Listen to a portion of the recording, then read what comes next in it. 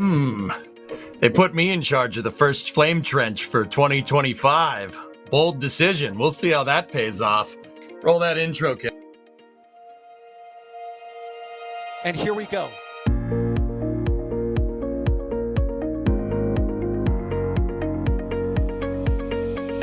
We have liftoff. Propulsion continues to be nominal. R68 chamber pressure looks good.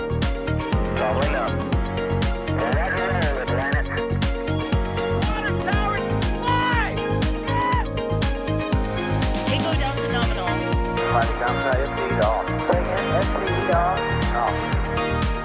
It's orange! Oh my God! Décollage! Put that in the big bag, 343 unfolds to go. Indeed.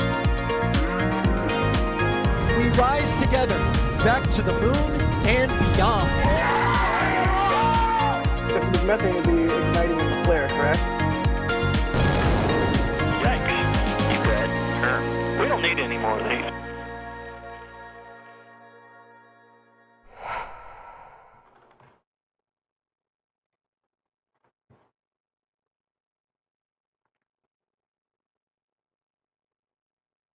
Oh, dude, we're starting out great here, aren't we? Welcome to the first flame trench of 2025 here. I am EJ, your host, and we have good topics to talk about. I had the mic muted because I was typing. I was typing stupid stuff into the chat while the intro was rolling. I'm not going to lie to you. But anyway, if you want amateur hour, I'm here and I am hosting. It is going to be a good time. We got good stuff to talk. We got some good rocket topics to talk to you about. Not nervous at all, I swear. All right, so it's not just me hosting the Flame Trench here. I have two hosts with me tonight. I have Sawyer. How you doing, buddy? Good. You know how you have those books at the beginning of the intro? Yeah. There's this cool one called the Dictionary. I think you should take it and check it and have it with you while you're hosting today. Oh, I read that sometimes. That's a little too mean. I'm sorry. Hi. No. It's good to be back. No, it's good to have you, man. I do read the dictionary from time to time. I like to break a mental sweat too. Oh, you do a good job of it. But no, it's good to be here in a new year. Yeah, man. It's good to have you. It's good to see you, man. I'm happy you're hosting it here with me.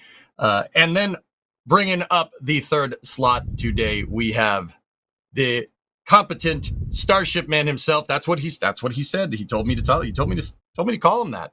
I did not say anything like that. Yeah, of course you did. You said you're the Starship guy. I mean, yeah, because I always, I'm being thrown into all the Starship topics and Falcon topics. I have here like this little collage that I made of, all the SpaceX stuff in 2024. But there's going to be a lot of things going on in 2025, right? And we're starting off with the big ones this week. Yeah, actually, two gigantic rockets getting ready to fly next week. Oh, man, this is going to be crazy. We got New Glenn and we got Starship. Which one do we want to talk about first? I think we should probably get New Glenn first because that's launching first. Sawyer, what's the forecast looking like here? What do we got? Well, it's a little too far out to do the weather forecast, but I can at least give you a forecast for the upcoming launch itself. Which, man, these BE-4s like the new year, don't they? They first made their debut on Vulcan Cert 1, which was early January 2024. Now we have 7 of them, helping to debut the new flight of New Glenn here in early January of 2025, with the launch now currently set for no earlier than January 8th at stupid o'clock in the morning for the debut flight of this massive rocket. In case you didn't know, this is Blue Origin's first attempt into orbital spaceflight with a reusable first stage and a large amount of potential payload area inside the upper part of the rocket. You have a 7-meter wide diameter vehicle. You have 7-meter payload fairings. And it's mostly 7. It tapers out at the bottom to 8.5 meters. So we're talking a vehicle comparable in size to the core stage of Artemis, of SLS, almost as wide as Starship. This thing is huge. So to get to this point so far, you could see there, we've got the 7 BE4s, and then the upper stage has those 2 BE3Us. That is the payload, the blue ring that will be on board, which in comparison to the ginormous payload fairing, it's kind of small, but the goal is to be able to test out this ring concept to be able to put onto larger satellites, like the one that you see on the screen there, with all of these different capabilities. Right, Ryan? Exactly. So that is the payload that will be going up. And hopefully, after that, next we will start to see some more payloads on there. Maybe get some escapade mission finally to Mars, which was originally going to be the first payload, but had to be delayed due to the vehicle not being ready.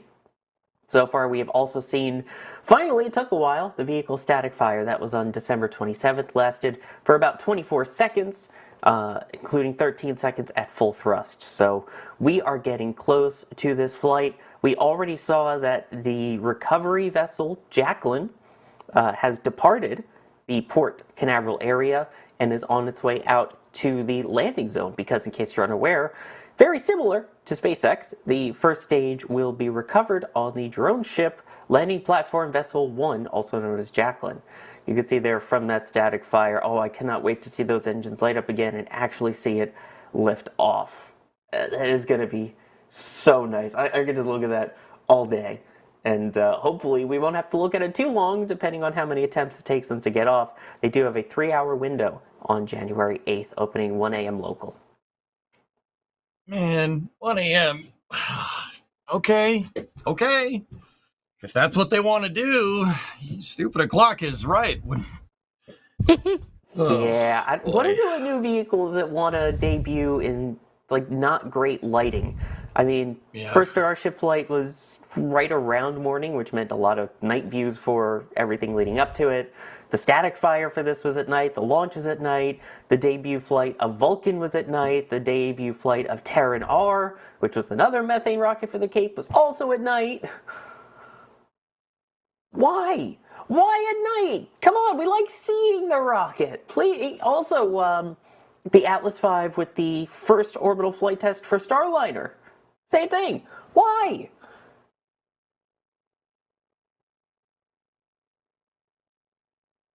That is a great question. I was asking myself that too.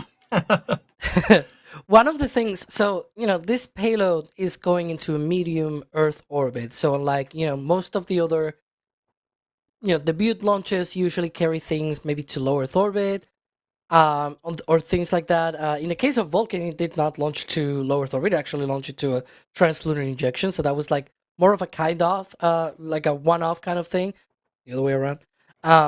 Usually, other rockets tend to launch things to low Earth orbit. Falcon Heavy is also a one-off as well there, where they did this thing going to heliocentric orbit, but they also did a few tests and whatnot in a medium Earth orbit as well in the meantime.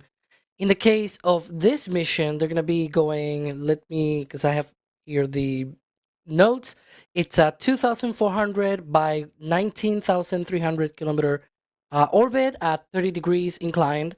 So it's gonna be, smack down in the middle of medium Earth orbit.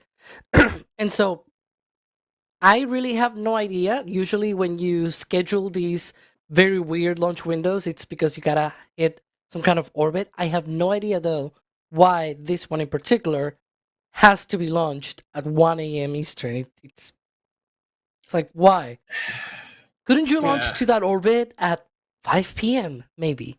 Some nice sunset launch. I don't know. I feel like I kind of have an idea, and I know we've talked about this in the back channel for other launches. By the way, LSR was pointing out SLS's debut was also at night, even though it wasn't supposed to be originally, and then it was.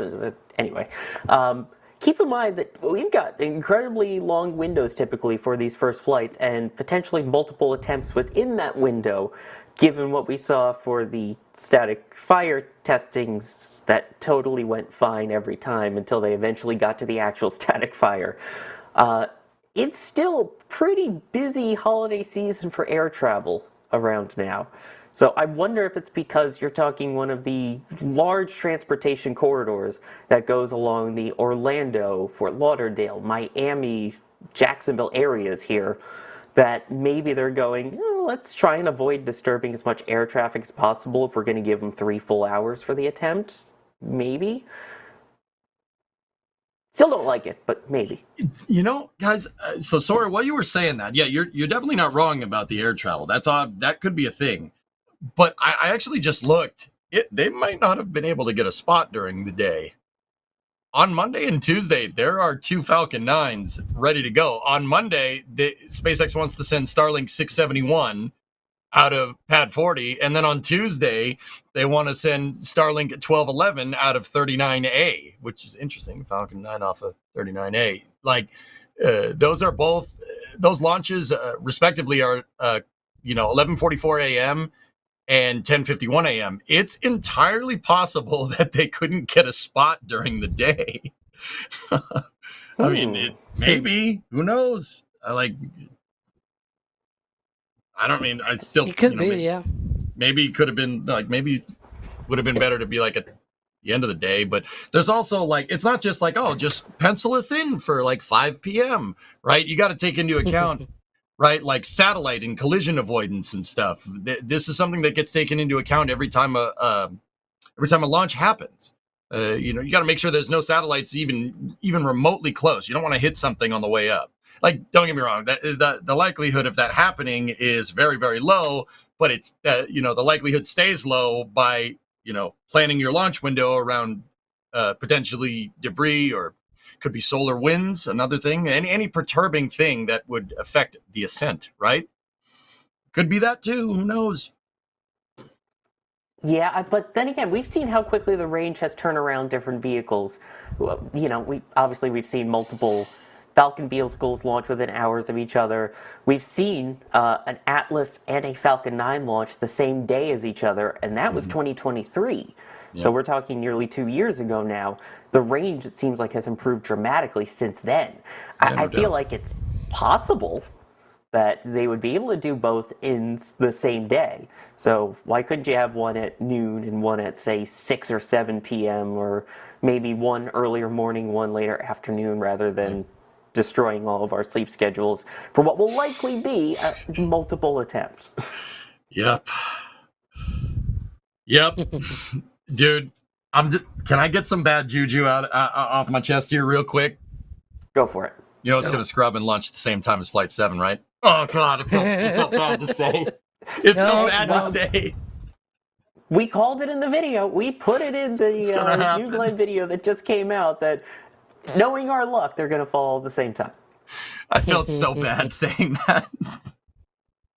But yeah, you're right. It's a first launch, right? Whenever you look at SLS, that took them a second to get that thing going, or 2, or 3, or 10 months. Yeah. Anytime you're running a first launch campaign for a brand new vehicle, it takes time, right? It definitely takes time, and it pays to go slower here. You don't want to try to ramp up your first launch. You want to ramp up your 20th launch, right? That's when you want to go fast, when you got everything figured out.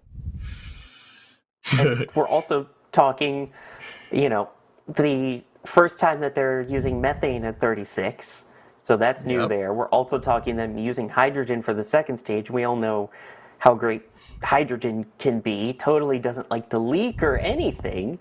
All of this new stuff. We're talking a pad that used to be pad A and B that used to launch a while back. Hasn't seen something lift off in a long time. So there's some GSE that, sure, it's brand new, most of it, but it still has to be tested, put through the ringer, and there's the potential of running into issues with that. Mm-hmm. I mean, technically, they've been able to do a lot of tanking tests, whether intentional or not, but, it's a new pad, it's a new vehicle. That's why I feel like, when we saw Falcon Heavy, it only delayed 3 or 4 hours on its first attempt, because 39A.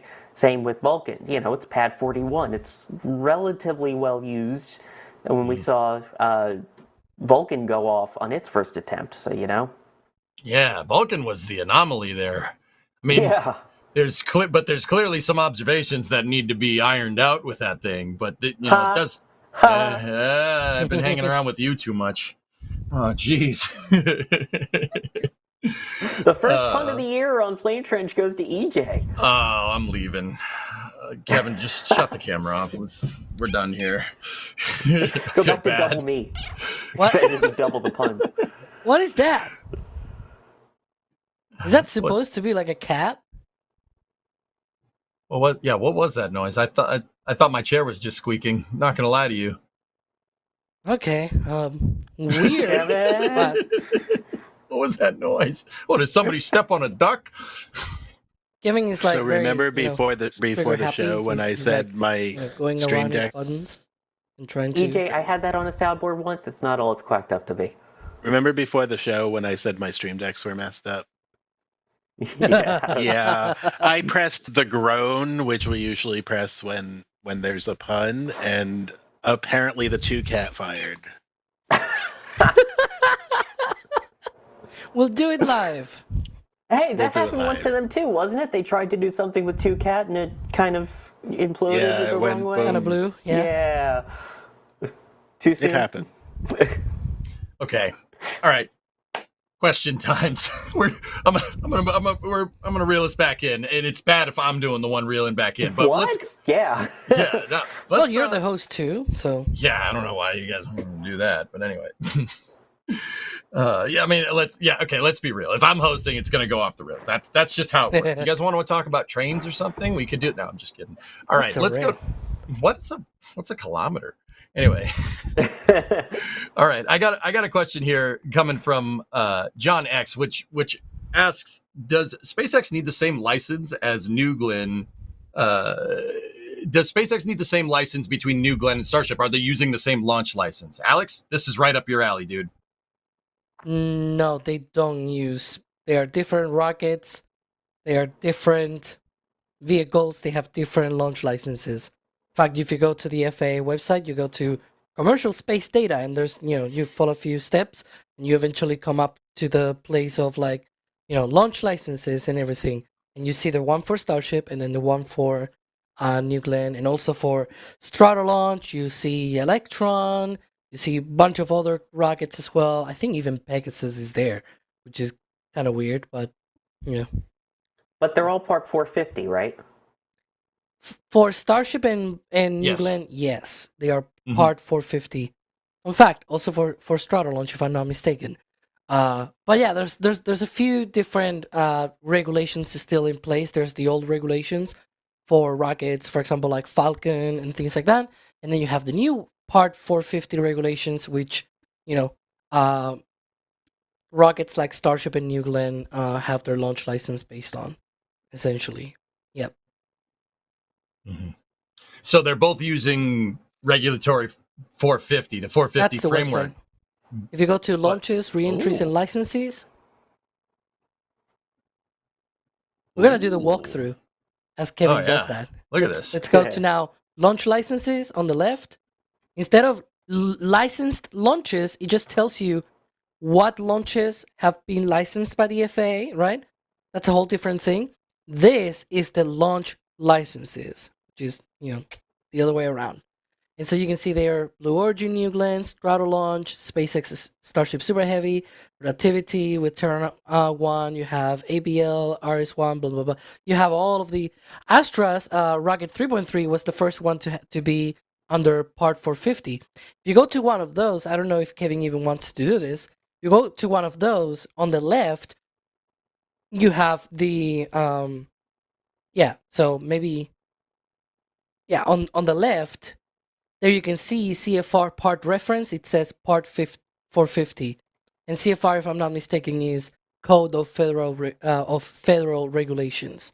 So, there's like a bunch of regulations, right? And so Part 450 of those regulations is where all of the things that are related with license are under. And there you can see the original issue date, December 27th. 2024. If for whatever reason this license needs to be modified, then you'll see, dates for the other modifications, and that's the revision history. Same thing with the Starship. If you were to go to the Starship one, then you will see, all of the different modifications that they have made since the first one for April 20th, right? For that launch. And so that was a long time ago. Cool. Yeah, There we go. that's the one.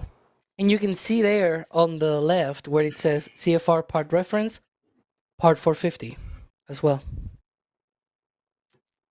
You know, I'll be honest with you. I was kind of expecting this to be a shorter answer question, but I did hand the question to Alex, which actually got a super detailed answer. And that, Hey, we did a walkthrough, right? You can do exactly that. You just go great. Google FA commercial space data, and boom, you do all those steps. And you know, I'm not Just use upset. exclamation point FAA, by the way, in chat too. Yeah, does it work? Yes. Okay. Yeah, no, not upset. That was actually super cool. Yeah, so I'm good. I'm good. All right, we do have more questions. There are good questions here. I got a couple more. Sorry, you want one? Bring it on. All right. So this is coming from Lords_DK. What is your guess on the odds of a first stage New Glenn landing, like a successful landing?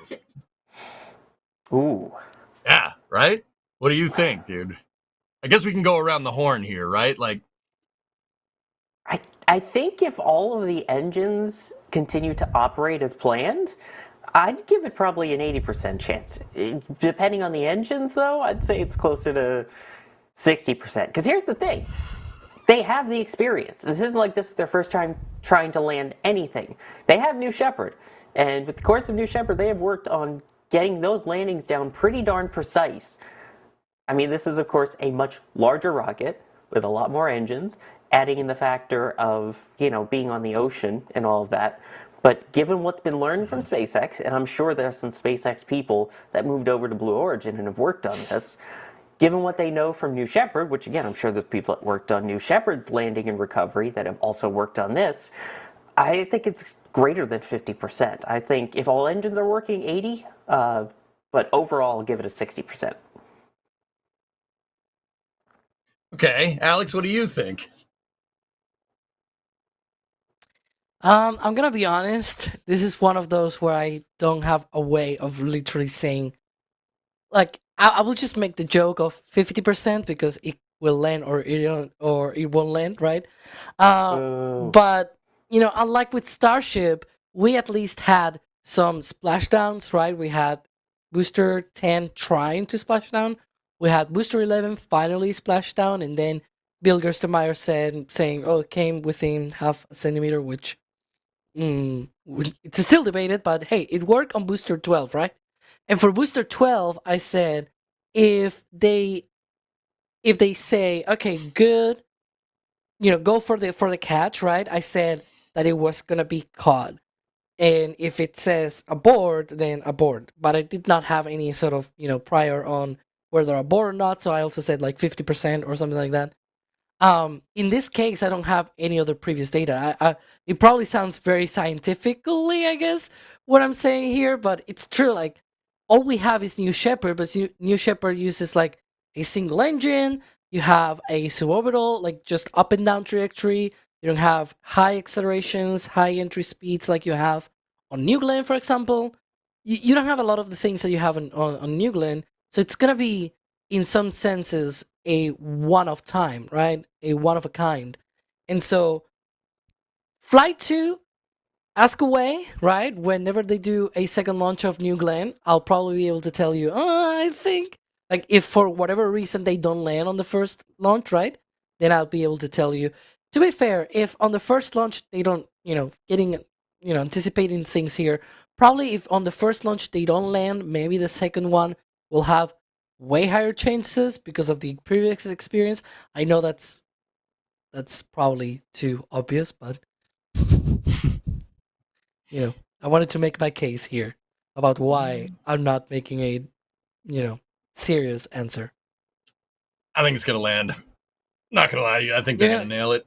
You're going for landing? Okay. Yep. I hope I don't eat my words on that one. Probably will, but I think it's gonna land. I think there's enough testing over different vehicles for ascent and descent. The amalgam of data that they have from Vulcan and New Shepard, I think you combine. Why don't you just take some Vulcan data and take some New Shepard data and combine it into one? You get some New Glenn data. That's how that works, right? I hope. Being wrong By on the the way- internet sucks. Everyone's going to tell you you're wrong. Oh yeah. By the way, can we just change what we call it? Because yes, I mean Jacqueline, it's a nice name. I get why. Landing Platform Vessel 1 kind of sucks as a name, for being honest. Can we just call it the Mothership since it's named after his mother? I'm okay with this. Yep. Alex, are you okay with this? I'm still gonna say that it is the landing platform vessel 1, parentheses, Jacqueline. Hey, your nerd's showing. Hey, Yeah, but look. you've also called this rocket Noogling. I could go and also call the SpaceX's barges Marmac 302, 303, and 304. I mean, and now you go and, wonder which one is which. I know which one is which, but I won't say it. That sounds too nerd. See, I told you your nerd too was showing. nerd? Never. I told you. You can call it that. I would answer that. I would answer to that. I was like, oh yeah, the mothership. That's their landing vessel. That's Yeah, it's the Jacqueline. mothership. Yeah. Cool. Good stuff. All right. There's a lot in the support queue. I'm gonna plow through this real quick, and then we'll get back to answering a couple of questions here. There are good questions for you guys. So, Ashley, thank you for becoming a Red Team member. I do appreciate it, and we all appreciate it here. Brad Coughlin here became a Pad Rat member there. Awesome. Telstar86 gifted a Red Team membership. Thank you very much. Rankley gifted a Red Team membership. You're awesome. Thank you. Elizabeth Hupner. I'm not saying that right. I know I'm not saying that right, Elizabeth. I'm so sorry. But I do appreciate the $50 super chat, as does everybody here. I don't know if Kevin does. He might. Kevin, do you appreciate it? See? Told you. All right. We got a sound effect. That's We the got a sound of sound approval from Yeah, Kevin. that's Kevin's approval noise that he makes. Fun fact, that's not a soundboard. He makes that noise in real life sometimes, and we're just like, he makes that noise too. Okay. Okay. All right. Telstar86 gifted 5 pounds sterling, and he says, Alex said he's the Starship guy. Just took a lot longer for him to say that. It's because they throw at they throw me at the Starship stuff and whatnot. Also to the Falcon stuff as well. I said I repeated the same thing at the beginning, but yeah. We have Just Martin gifted 5 Red Team memberships. I do appreciate that. Oh, ground umbilical carrier plate. Here it comes. Here it comes. I have a feeling Nuglin will have some GSE issues, maybe with the ground umbilical carrier. Oh, I've been hanging around with Sawyer too much, man. Sawyer, why are you like this? Now I'm like this. This is ridiculous. It's working. It's working. The conversion. Oh, jeez. All right, we have a $10 tip from Ethereal Swordsman. What's going on, buddy? Oh gosh. The intro, I'm not reading the first part. The intro music was great today. Double Methalox Flame Trench. How hot is Methalox rocket exhaust anyway? Actually, the higher the expansion ratio, the cooler it should be. So Raptor's exhaust should be cooler than BE4's. I'm here for Methalox night launches, to be honest. It's going to be good. I mean... Why? Expansion. It plays more into just expansion ratio, though, don't you think? You want to put this other camera, Kevin? What other Because camera? he changed to me, but I think he wanted to change to Sawyer. He's still figuring out his... Jake. Wait, do you guys know what expansion ratios are? I do. Yes. Alex, do you, Sawyer? Totally, yeah. Of course I do. Why don't you teach us, EJ? No, I don't want to. Okay. I could do that. No, the expansion ratio Jake wants is to know. the ratio of the nozzle of a rocket engine, basically from the throat to the very end of the nozzle. And also it has to do with the geometry of the nozzle too. So like vacuum engines are going to generally have a bigger, longer nozzle with a bigger expansion ratio than a sea level engine. The reason why you would have a bigger nozzle for upper stage engines, a smaller or seemingly smaller one for first stage engines, is because with first stage engines, the atmosphere keeps the gas moving in a nice column away. If you've seen like first stage, footage of first stages taking off, like the footage in SpaceX hype video that was posted today. The gases are kind of in a column, so to speak. That doesn't happen when you're up in the vacuum because there's no atmosphere to keep the rocket exhaust going in one direction. So the plain English way of saying this, I know people are going to be like, no, AJ, don't explain it like this. The plain English way of saying it is that you need a bigger nozzle to make sure that you accelerate more gas in the right direction. That's why upper stage nozzles tend to be bigger. You could put a bigger nozzle on a first stage engine, but depending on the chamber pressure and your mass flow rate of your rocket motor, you could experience flow separation inside of the nozzle or combustion chamber instability not necessarily combustion chamber instability. You could get flow separation inside of a nozzle. That basically means the atmosphere is creeping up inside of it. That flow separation breaks things. Let's put it like that. It breaks things. That's not good for it. But yeah, there you go. Kevin, you called me out. There you go. Boom. Now what? Dropping the mic, baby. Thank you. What? I think we're gonna need a bigger nozzle. We are gonna need a bigger... Hey, we have people that actually get that reference on. We're going to need a bigger nozzle. Okay. Sean, I saw your first question, and I'm going to put this up there, but nope, we're not going too far off the rails. Sean's question with a $5 super chat, would you rather be stuck at Ship 26 with George Russell or Lance Stroll? If the ship is sinking, if the ship's sinking is an option, yes. Anyway, moving on. Well, the problem is it's already in pieces, so haha. Yeah, we don't have to worry about that. Wait, you're talking about the ship, right? And not George or Lance? Yes. Oh. Okay, yeah, just to be sure. Anyway. Sorry. J Scott 13 with a $5 super chat. Where do you hear about launch windows and attempts? Like, how did you get New Glenn's attempt on the morning of the 8th? I think that's what you said. Oh, Alex, you want to show him? I can help with this one. Can we? Kevin, prepare next to Spaceflight in the meantime. So, there's many places to be able to collate all of this information into. But one of them is next Spaceflight. And that's where we put all this information, when, we figure these things out via multiple different sources. Most of them are just notices to air mission, to mariners, different sources of telling people, hey, there's going to be a big thing flying through the sky. Be careful. There might be parts dropping on you. So that's the gist of it, right? There's, again, aerial notices. There are marine notices. There are sometimes, depending on the location, there might be even ground closures, like beach closures. And I'm not talking about Starbase, because there are also places like in Vandenberg, especially with Starlink launches going to 53-degree inclination, they go in such a way that I'm not doing it. Not doing it. Do it. Fun fact. It works. So,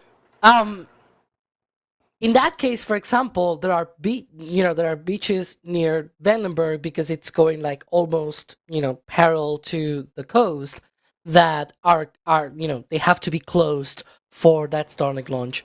And so, for example, those beach closures can also be a source of information.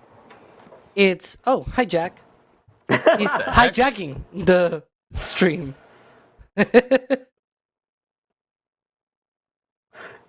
See, he's too good for us now. Now that he's won the trophy for best commentator thing, quiz show, whatever he won. Now he's too good for us, so he's just wiping us clean from his slate there. Jack is ill today, but is still out in the field doing work. He kind of sounds like Kermit the Frog. Oh, that would have been awesome. So like always, right? I mean, yeah, kind of. Don't tell him I said that. Oh, the flames are going in the flame trench today. Yeah, I think my Twitch chat's saying he missed a spot. I think he missed. Yeah, there might have been down there. a bit of a smudge there. Especially at the top, it looks so cloudy in the frame. Came back. Like, I don't think he's getting a trophy for lens cleaning. There's a quick question coming over from Twitch chat. Biggest dog hater, do weather conditions have an influence, like in general on a rocket? Oh, absolutely. Absolutely. Yeah, dog hater, the biggest one is wind. Wind, well, actually, I mean, I would say temperature, but wind is probably more. Temperature sometimes plays into that, though. Seen the outcome of that and that process there. Wind. The rockets really need to worry about the wind. Not necessarily like, oh, the wind's blowing too hard, where we can't launch a rocket when the wind's blowing hard. Well, planes have multiple runways to take into account like headwinds and stuff. So wind with things that fly generally is a big problem. With rockets, the big thing that they got to look out for is what's called vertical wind shear. So if the wind's blowing in one direction at like 1,000 meters off the ground, and then it's blowing another, like in a different direction, 2,000 meters off the ground, right? At a much higher speed, you're going from wind going this way slow to wind going that way fast. Rockets don't like flying through that stuff. That's like hitting a brick wall. That's a big one. There's temperature, obviously, humidity has to do with it. There's a bunch of things that like a bunch of weather conditions, actually all the weather conditions, but wind is probably the biggest one. Good question. In fact, there are even, depending on the rocket and the launch location, there might be restrictions on the wind, not in the case that it launches perfectly, but like, what if it were to break up, right? If you remember Alpha's first launch out of Vandenberg, it blew up at max Q. And what happened is that the winds carried the very thin, very lightweight carbon composite material that made up the rocket onshore, because there were onshore winds. And so, there was debris raining on people's houses, essentially. Like, they did not anticipate that happening, because previous rockets from there had been launched and they were all metallic rockets. Like, maybe some particular pieces were composite, but the entire rocket was either aluminum, there were steel or something like that. But even for those things, for example, you have to take care of, maybe we don't want the debris, just in case the rocket blows up, to go up to people's houses. We probably, yeah. So things like that, for example. And another clear example of something like this was when they tested Crew Dragon after the Demo 1 mission, and then it blew up on the pad at landing zone 1. And well ahead of that, apparently, we knew this after the test, but apparently prior to the test, they made sure that things like winds and things like that, if something were to happen, all of the hypergolic fumes and everything were not going to go onshore or to populated areas, that it will be, blown out to the ocean. And so, yeah, that's two examples of moments where, winds are important, even when you're not taking into account the flight of the thing. Just, the mere, what happens if it blows up, or pieces of it, or whatnot, like whatever you want to consider. Things are not technically it just, breaking because, there's wind shear or whatever. There you go. Yeah, it's not By the just way, a wind. this is a graphic that we pulled. Today's what, the second or the third? I don't even know. We Third pulled today. on the first, so it's a little old, and weather Yes. changes as you get closer. But like the upper level winds for the 10th, for Starship are not looking great. See, there's a lot of That's math all I can involved. say. I lot can of just math see involved. that it's going to the side and it's windy. That's all I know about this graph. We could just do like, and just blow to the air Uh, and see if it no. works. You Does really that have to work? do that on me, Alex? Come on. Yeah. We're in the flame trench. It's windy here. Yeah. Yeah, but you were right under my box. Come on, now my box is cold. Thanks. I'm gonna support you some more things. All right. There's Mike Alpha Tango Sierra. That's Matt's. You ain't fooling anybody. Matt's with 20 Red Team memberships. I do appreciate you, man. Thank you. And then we have Aramil Laurenthrain with the £2 super chat. Flow separation equals an observation. Right. right. And then the last one. I'm on the support queue action here today. We're on it. All right. We have a £5 super chat. Any news on SpaceX operations at Vandenberg Slick 6? And a potential 4th drone ship? Yeah, Kevin changed to my feed because of course. Well, so far what we know is that they have initiated the environmental impact statement process. I can give you a link for that if you want to, Kevin, but I will need a few minutes for that. The thing is, right now, it's still in paperwork phase. And so what happens is that usually these things take about a year, right? And there are going to be public meetings and whatnot. There's going to be paperwork that needs to be filled out and whatever. They're also asking for an increase of 100 launches from Vandenberg. Sorry. So there you can see the sort of notice of intent released by the Space Launch Delta 30 a few weeks ago, essentially like a month or so ago. And what they say is that, they have initiated the environmental assessment for Space Launch Complex 6 to support Falcon 9 and Falcon Heavy. So, of course, that is already underway. I will not put my hand on that launch pad being activated in 2025. Potentially 2026, if I were to guess. But, if this goes through, then they'll be able to launch 100 times from Vandenberg and between both launch sites. Now, a 4th drone ship, we don't know. That's the short answer. And the longer answer is, we don't know. No, there's like really no long answer here. It's just that, we have no idea. That's completely unrelated, Kevin. But if you want to bring it up, I can also talk about this. So, in the meantime, SpaceX is also moving their, Dragon recovery operations to the West Coast. So, right now they have Megan at Port Canaveral, and meanwhile, Shannon has just crossed the Panama Canal. You can see there that tweet from Gavin Conwell, our boat guy here at NSF. And he's been following Shannon along. It's already in the Pacific Ocean. Should be arriving to Long Beach, where all of the West Coast recovery operations by SpaceX are located at. Maybe in a few weeks, we'll see. Do you think I don't know that Shannon is not a drone ship? I know, But you were talking about marine assets and SpaceX, and I figured, yeah, we should talk about that. We are on a train, right? So just keep chaining and keep just, exactly. Train, hype, whatever. Okay, I got a couple more questions here about New Glenn, and there's a couple of good ones here. And then actually, there's one tip from Ethereal Swordsman again in there. I'm trying, dude. I play a game here with the queue. I try to keep the support queue clean. All right, we run a tight ship around here. Anyway, yeah. Oh man, gonna do me like that? Of course. All right.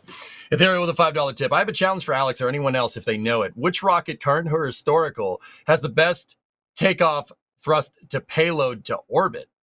That is the least takeoff thrust for the most mass to orbit. I know the answer to this. What? I know the Saturn V's 1.01 thrust to weight ratio again. I know the answer to this question.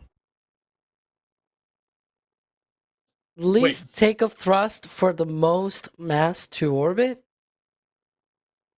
That feels Delta 4. Weird. It's Delta 4. Delta 4 heavy, man. I'm telling you, right now. What's the thrust to weight ratio? Whoa, I don't like this at all. Please stop doing this. I don't either. Whoa. Dude, it's like it's going into my soul. Whoa. It's Delta 4 heavy. Someone's saying Ares 1X.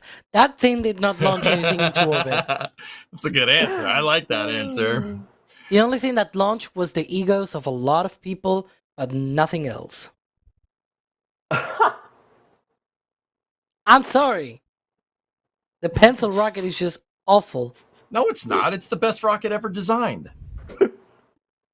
Oh, I hate it, but that answer was great. Okay. All right. Okay.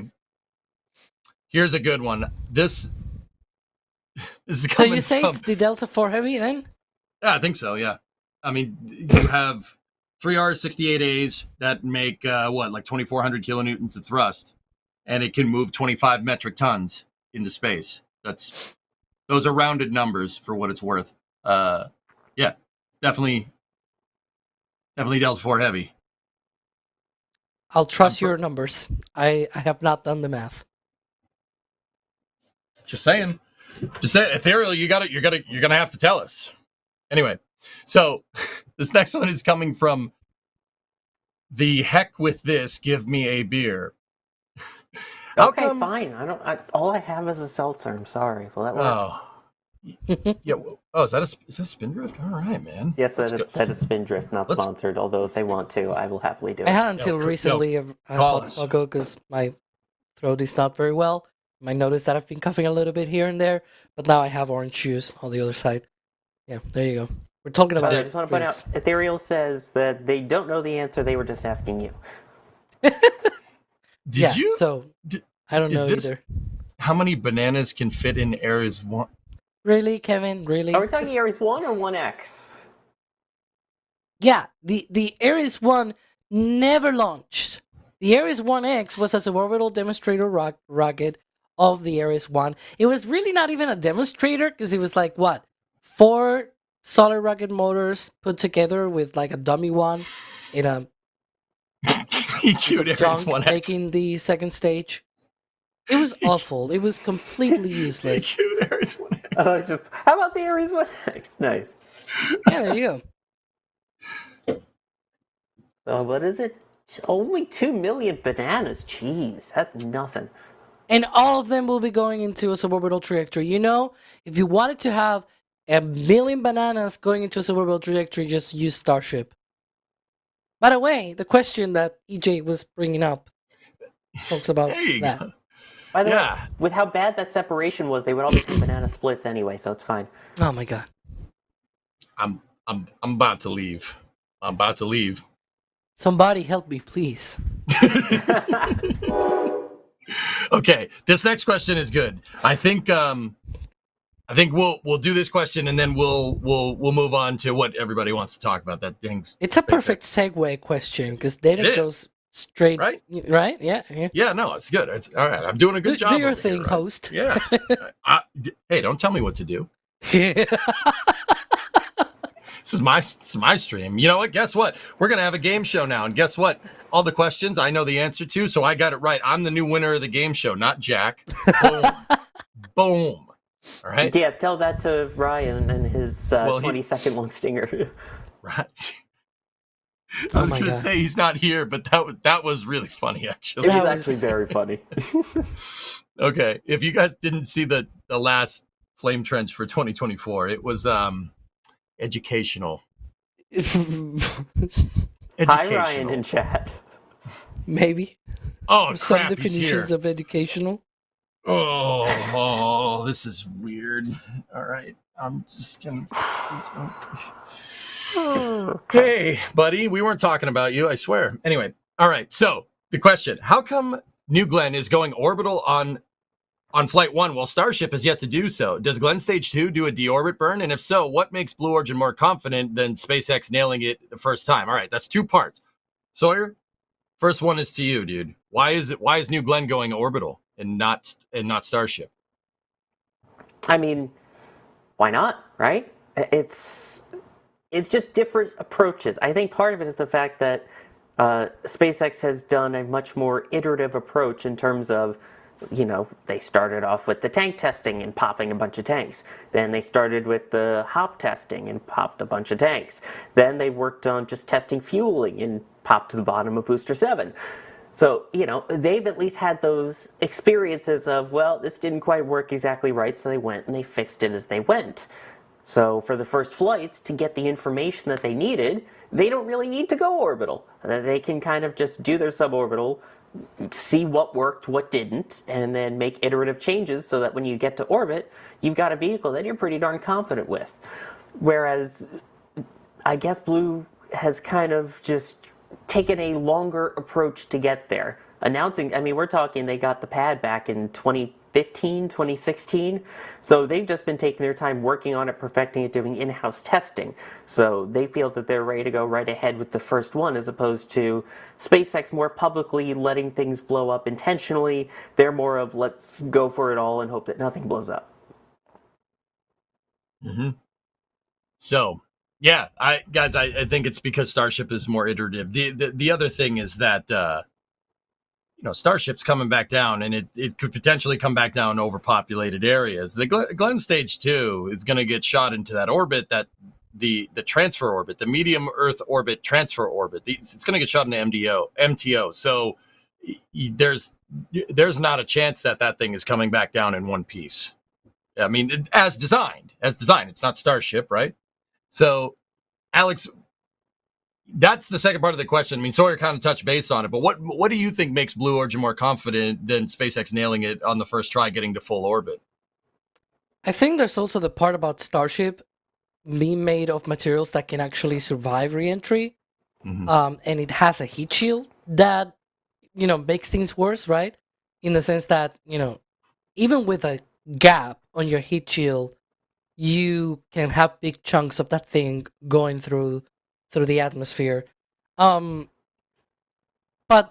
also one of the other things that is important about the difference between Blue Origin of New Glenn and the and Starship, apart from the different design philosophies and approaches to test and launches, is also the fact that when it comes to Starship, the reason you go into suborbital trajectory because you don't want to go into orbit just in case for whatever reason it drops, it doesn't work, you cannot control it and actually be able to do a pinpoint re-entry someplace over the ocean and whatnot. In the case of the Glenn second stage on this first New Glenn mission, I have not seen any sort of deorbit location for the second stage, so it might actually just stay up there. And being in such an orbit with a perigee, I think I said before, 2,400 kilometers, like the lowest point in its orbit, it's still gonna be over 2,000 kilometers away from Earth. You have some atmosphere, but it's so tenuous, so thin up there, that it's gonna stay there for centuries, right? And so there's no way for that to come back. And they have that different approach, but if you think about also, beyond that, there's also the fact that that second stage will not be able to come back. So you can essentially just put it up there and it's going to stay up there. And that's actually part of the whole reason why they're launching this Blue Ring thing, where it's going to be up and active for like 12 hours in orbit and things like that. So I don't know. There's more to it than just even the whole design procedures and everything. And yeah, Blue is probably more confident that it's gonna nail it on the first try because they have done a different approach where they spend a little bit more time on doing CAD designs on the on the sort of blueprint kind of side of things, right? And then they go and manufacture the rocket.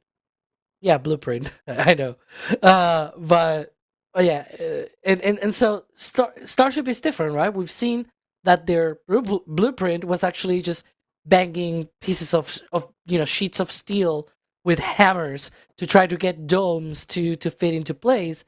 And now we look into the Star Factory and there's this very, I don't know, like very sleek, well-designed tooling for domes and everything. It's kind of different. Now Starship is where you would expect something like New Glenn, right? Where you have a proper factory with proper tooling, everything sleek, everything clean, everything, much more matured.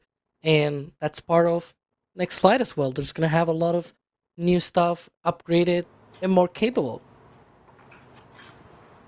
There you go. That was a good question. The other also thing to think about with Starship is, yes, the ultimate goal is to get payload into orbit, but they really want to focus on the reusability of it. And it's not like they're losing out on business. They still have an orbital rocket. They have two of them, in fact, Yeah. Falcon 9 and Falcon Heavy. So they are at least still continuing to put mass into orbit. Right now, New Glenn has not flown yet. Their only other vehicle is a suborbital tourist vehicle, so they haven't gotten payload into orbit yet. So this is kind of, if they're going to get those nice government and DoD and Space Force contracts, they need to get to orbit ASAP. Mm-hmm. That's actually a super good point. It's a good one.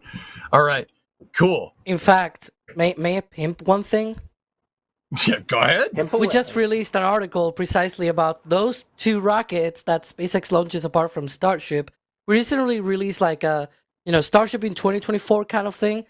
And this is like, SpaceX as a whole in 2024. And so you have a bunch of updates on turnaround records and missions that happen for Falcon 9 and Falcon Heavy in 2024. And things like, for example, how crazy it is that SpaceX launched more times in 2024 than anybody else combined. Like, you add up all of the launches from everybody else, like 20 launches from everybody else in the US, China 68, 17 from Russia, blah, blah, blah. You add up all of those, you still don't get the 134 times that SpaceX launched. So things like that, you can see that on our newest article that we just released. I wrote that over, the New Year's and whatever. And also that image that you can see there, it's also the same that I have in my background. Bit of a You did that on picture purpose. of everything. You did that on purpose. You've been teeing this up the whole thing. You didn't tell me about this. You went over my helmet, my hosting helmet. I wanted to pimp it. I wrote it. I'm proud of it. All right, that's fair. Okay. There's a couple more things in the support queue, voice crack. A couple more things in the support queue, and then we're getting to the second topic here. So, Anthony Edwards with the $2 super chat, loved you in Top Gun, and apparently you're taking a job at Blue. All right, thanks to you guys, all love. Hey, that's awesome. Glad we could be of service. That's probably not me. I'm not gonna lie, but Anthony, that's great, man. Congratulations. All right, Robert F became a Pad Rat member, appreciated, and Arturo has a store message. Happy 2025, 2 heavy rockets. The future is here. Oh, it's gonna be good. It's gonna be good. Speaking, Ethereal, you popped in one right when I'm trying to clear the support queue, man. I mean, not that I'm complaining, but anyway. Ethereal, this is the Flame Trench, so it's time to get spicy with a fun question. What does everyone think is the best way to bring back a reusable second stage? Oh, we're gonna talk about this during the next segment, which is Starship, baby. SpaceX released a new video today. Alex, you're the Starship guy. You want to tell us about that hype video, dude? Oh dear. Okay, so that's the usual recap video of the previous launch. We had Starship Flight 6 in November. We are just mere days away from Starship Flight 7. We still don't know, there's no times going out for January 10th. We'll see, right? As usual, as things keep coming out, we'll see if that date solidifies or not. SpaceX published also a mega update on their SpaceX, on their website for that mission. They did not specify any launch date or time, so we still, need to rely on those multiple different notices and whatnot until SpaceX actually confirms a date. But in essence, the next launch is gonna be awesome. I guess. In many ways, it's gonna be pretty much like a repeat of at least the last flight. We're gonna have Super Heavy and Starship flying out of the Cape. Out of Starship, out of Starbase. Excuse me. I had a flu over the New Year's, and so my brain is not braining right now. So we're gonna have a full stack of Super Heavy and Starship out of Starbase, going out of the Gulf. Super Heavy will try a catch on the chopsticks, and if it aborts or whatever reason, then it's gonna go to the Gulf, just like we saw on Flight 6. But here's hoping, just like Booster 12, it goes back to the chopsticks. the ship will continue into orbit. Then it'll do a relight test, right? Like we saw on Flight 6, and then we'll do a splashdown in the Indian Ocean. That's what's like equal or similar, right? What's different though, I'm gonna start with the booster because it's probably the only few things that are gonna be changing. Is not a lot. The booster, for example, is gonna have a reused Raptor engine. So this is gonna be a new thing where booster 12 on flight 5 it landed right on the chopsticks, and so one of those Raptor engines is gonna be reused on flight 7. So it's installed on booster 14 and it's gonna fly hopefully in the next week or so on that January 10th. Hopefully it maintains. We'll see. Launch date. And so that's sort of the major change to the booster. They have made changes to the tower as well, to the sensors, and being able to have different ways of telling when a vehicle comes back, and that's probably in preparation for ships being caught, right? They want to do that in 2025. We'll see if it's on flight 8. But that's when I should transition to the ship. The ship is having the most changes, both to itself and also to the mission. So one of the big changes to itself is just it's a next generation Starship. So we have new extended tanks, we have new payload arrangement. There's like a gazillion of different changes, all summarized there in that little bit of text from SpaceX. Things like even the communications, the avionics, the batteries, the power systems, all of those have been upgraded. Even the propulsion systems, they have included new transfer tubes, vacuum jacketed lines, and things like that. Those will help very greatly for these ships in the future. Not this one in particular, but future ships like this to be able to stay in orbit for multiple times. That'll be very helpful when they're going to be coming back to Starbase, right? Now, in the sense of the flight itself, the big other change that we're going to see is that 10 Starlink simulators are going to be deployed into that suborbital trajectory. It's not going to go into an orbit. It's going to go into that suborbital trajectory, but they are going to be deploying 10 Starlink simulators. Again, as it says, they are similar in size and weight to next generation Starlink satellites as the first exercise of a satellite deploy mission.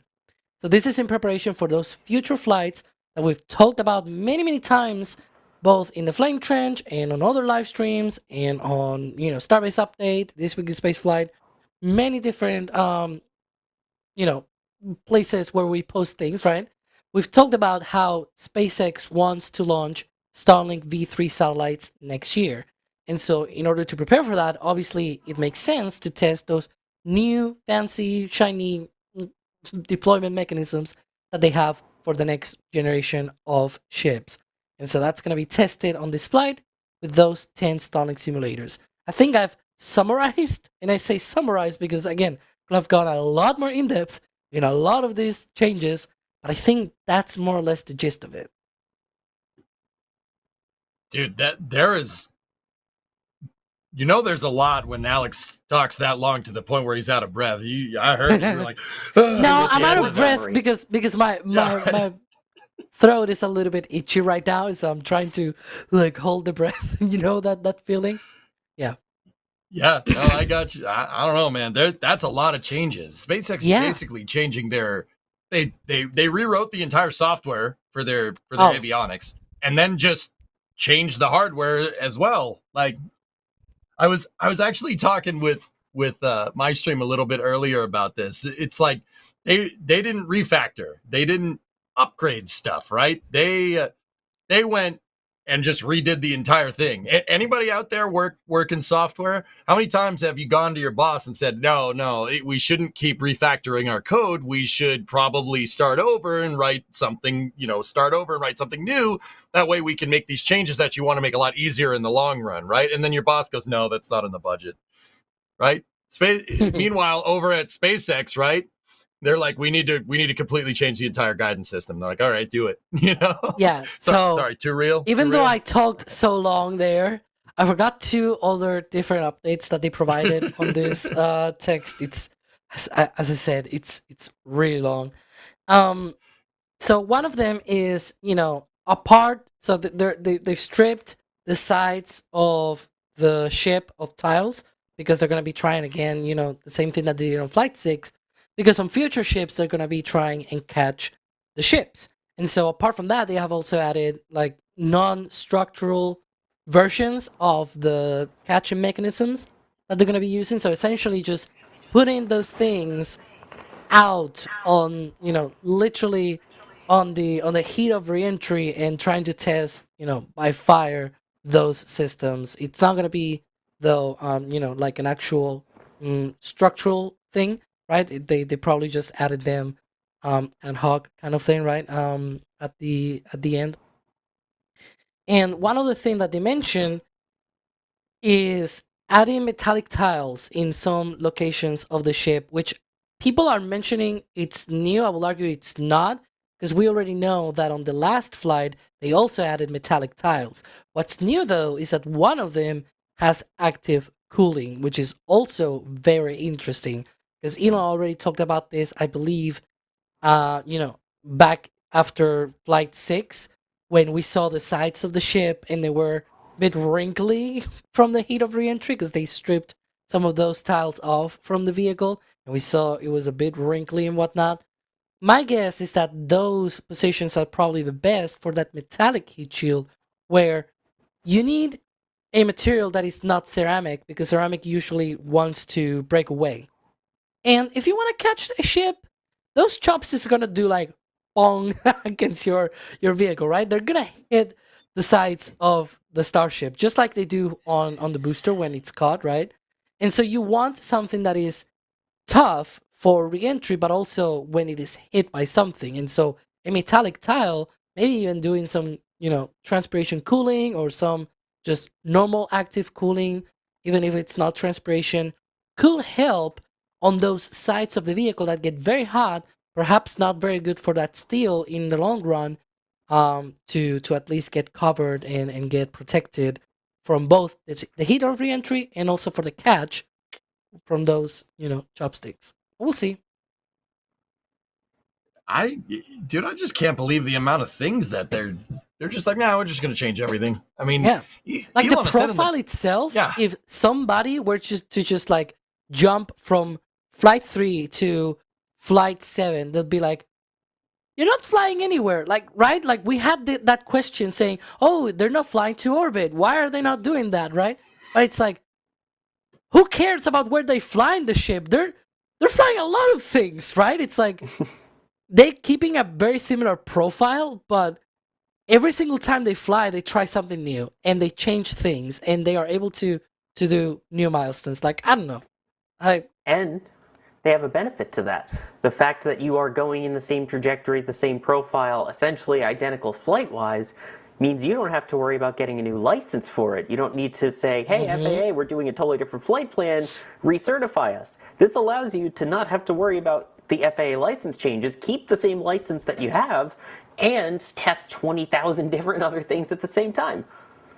Yeah, exactly, right? So, Sawyer, the FAA license really very much has to do with public safety. So if you're, like you said, you're flying on the same trajectory, you can change as much stuff as you want. If you're flying on the same thing, it's the same danger, perceived danger to public safety, right? So yeah, no, that's great. Yeah, if you're not changing the flight termination system and you're not changing the profile, you're good to go, and they're not. Oh man, I'm getting hyped. I'm getting hyped. I am getting hyped. All right, you guys ready for some questions? Maybe.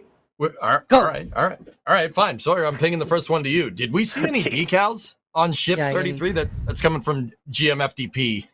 See any decals? I don't think we've seen any decals yet. I mean, also, even with the last one, we didn't see the banana come out until, a couple days before launch? It was less than a week away from launch when we finally got to see the peanut butter jelly time banana on there. And Chiquita Banana still, by the way, randomly delivering bananas and things to SpaceX, and they say there's more to come on their X account. So I don't know what they're up to still with SpaceX, but I don't think they're done with the bananas. But no, I don't think we've seen anything yet. I wouldn't be surprised if they do, though. Point-to-point delivery of banana. I didn't think I needed a Chiquita Banana SpaceX crossover, but here we are, and I'm here for it. That that I'm good with this. This is fine. All right. Yeah. Yeah, no, it's bananas are cool. Bananas are pretty sweet. I guess they're K. Next question. Next question. Okay, all right. This is coming from Hal 9000. Okay, all right. We're By shifting the way, I do from. need to make sure that at some point we show you the amazing work that Chiquita Banana has done in terms of their social media campaign for all of this. It's actually brilliant. NSF not sponsored. It is No, pretty funny. but we'd love to. I love bananas. They're delicious. Please, Chiquita, I want They're bananas. high in potassium. Yes, I'm going bananas for bananas. They're also radioactive too. Yes. But yeah, if you I haven't bet checked you them out didn't on know that. X2, it's hysterical. Okay. All right. We're shifting gears. Money shifting, probably knowing me. Anyway, all right. Alex, does the flap design introduce a new possible stagnation point for the plasma flow? The new flap design that's on this the Block 2 Starship. That's a good question. I like this question. Yeah, one of the things that happens is that now instead of being sort of in the way, right, that hinge area where the new flaps is located, it's more leeward, right? So you don't have that problem that the plasma is not directly impinging. Well, I say impinging. Technically, the plasma never impinges. It just comes very, very close, and it's so hot that the ceramic material just heats up. That's the whole point. But obviously, as we've mentioned here many, many times, because Starship is very big, right? It has this very big bow shock. But if you put something in the way of the bow shock, then that can come very much closer to the material. And so in those places now, because of where they are located, relative to the direction of travel and whatnot, sorry, that means that they no longer will have that issue with the plasma flow getting very, very close to the area of the hinge of the flaps. Yeah. Which is that Cool. stagnation point. Yeah, I'm trying to get Kevin a picture of the stagnation point here, so we could like in reentry, because a lot of people don't know what that means exactly. Kevin, I got a picture that's from NASA that pasted up in the And I sent in the back a channel. Chiquita Banana video, and he didn't play that, but he'll pull up a NASA image for you. I don't know. He hasn't pulled it up yet. We'll see what happens. So anyway, the stagnation point, guys, is basically the it's basically the point where the plasma is and the ship. It's kind of that area between where you see right there. It's the area where your bow shock is and where your actual ship is. You can get a different, depending on the shape, you're going to get a different kind of size of stagnation. It really depends. Depends on the shape. Like with a capsule, if you notice, obviously with this design right here, your bow shock where your plasma is very close to the heat shield. Starship doesn't want to do something like this, might I add. You want to keep the plasma as far away as possible, which is why they took those flaps out of the way, because that is a point where the shock actually gets very, very close to the vehicle. We saw how close it got on the earlier flights where it burned right through one of the forward flaps. Yeah, that's what you don't want. Moving those things out of the way, right? As Alex was saying, moving them higher up, they're kind of clocked up like this instead of being directly on the sides of Starship. If we're looking at it from the front, I don't think that's going to introduce a point of stagnation. It actually removes a point of stagnation. And this keeps your bow shock away from the vehicle during reentry. That's kind of the key. The further you can keep that plasma away from you, the better. All right. Yeah. I know. It's a shocking revelation, right? Oh gosh, Crazy I did it concept. again. It's a You want to bow shock. Yeah. Jeez, I did it again, and Alex did too. That was What do we good. do? What's happening? What's happening? I would say though it's a wow shock because it just impresses me. I know it's kind of weird. You keep the thing that gets really, really hot away from your ship. you want that. That's probably a good idea. Yeah. Good question, Hal. That was a good Unless one. you want to cook chicken, something, I don't know. Well, Turkey. we We're going bananas here. that's actually Or been bananas. I mean, there's places where they have fried bananas. How are we gonna fry a banana in re-entry heat? I don't know. You can probably have like a layer of oil, and then It's America. the They absolutely will be able to fry a banana. We fry everything and anything. Come deep on. fry a banana. Yes. Or Banana Man, if we really wanted to. Speaking of, there's Banana Man. Oh, This is a real thing. oh, we're at this point in the Cybertruck. stream. There's Okay. a Cybertruck at Starbase. Is it driving on the left? Really? We're at Yes, yeah. we're a- I mean, Unless there was it's also flipped. videos of them on the beach at Starbase with the banana for scale, with the banana in the background. Yeah, they brought bananas to Starbase with the banana for scale, along with the Chiquita banana lady. And so, yeah. That's bananas. Thank you, Kevin, for bringing this up. I needed that in my life today, and I think everyone at home did too.